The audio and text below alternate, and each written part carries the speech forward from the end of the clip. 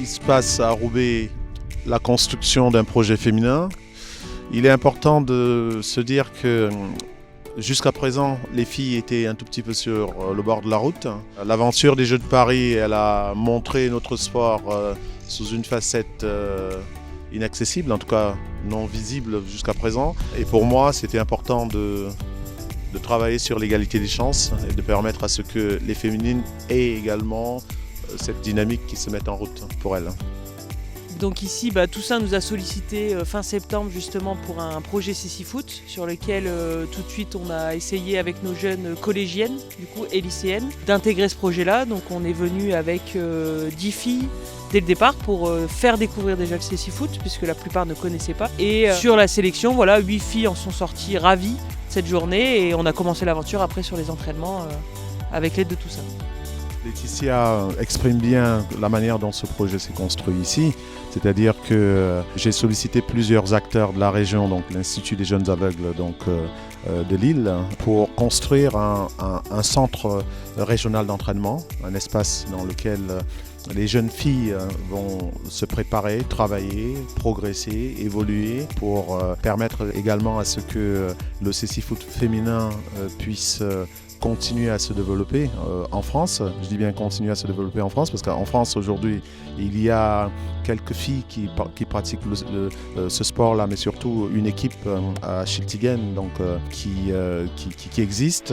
L'idée c'est de continuer à faire progresser ce collectif-là et dans quelques temps, courant 2025, de faire les premiers pas de la construction d'un collectif national. Ça c'est un second temps.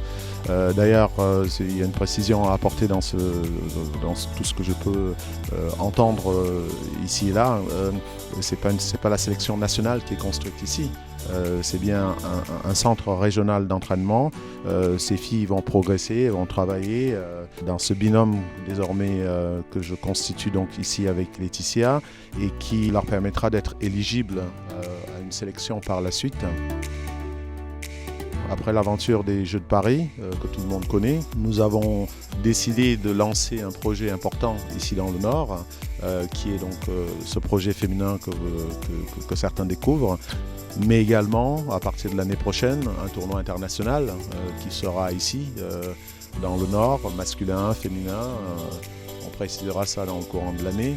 Et puis d'autres éléments tournés vers des laboratoires d'inclusion et puis la préparation de la relève des garçons par la suite. L'objectif pour les filles, c'est déjà la pratique sportive, premièrement, la découverte d'une nouvelle activité et surtout tout ce que ça apporte à côté. Mais quoi qu'il en soit, sur cette année-là sur laquelle elles se sont engagées, en tout cas, ça leur permettra d'accéder à l'autonomie, en tout cas sur le terrain, d'avoir de nouveaux apprentissages, de nouvelles pratiques et donc quoi qu'il arrive, ce sera que du plus.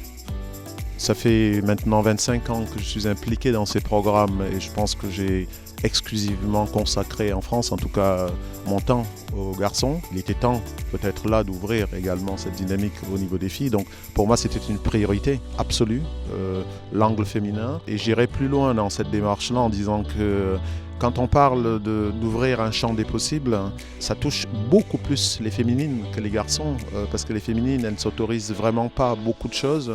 Elles sont presque éduquées à ne pas faire de vagues et à se contenter du minimum de ce qu'on peut leur apporter. Et par responsabilité pour moi, c'est important d'ouvrir cet angle-là et c'est une priorité absolue pour moi.